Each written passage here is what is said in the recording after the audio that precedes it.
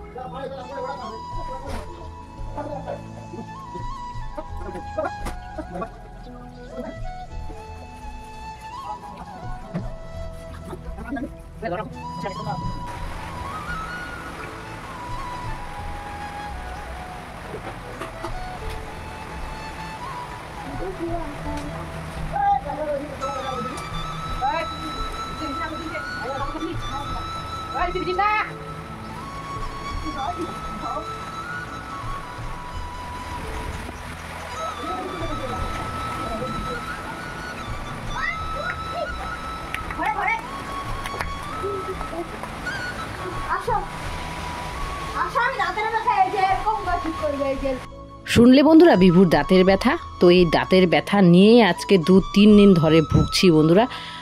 পোকা খেয়েছে দাঁত, মেয়েটার এমন হয়নি, ও আমাদের একদম জ্বালায়নি দাঁতের ব্যথা নিয়ে।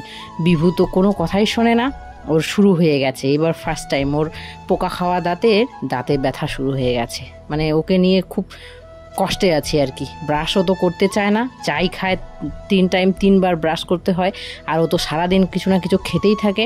ওই ব্রাশ করাও এটা নিয়ে একটা ঝামেলা শুরু হয়ে গেছে। কিছু মানুষগুলোকে আমি কখনোই ক্ষমা করব না, তাতে আমার ভালো হোক বা খারাপ।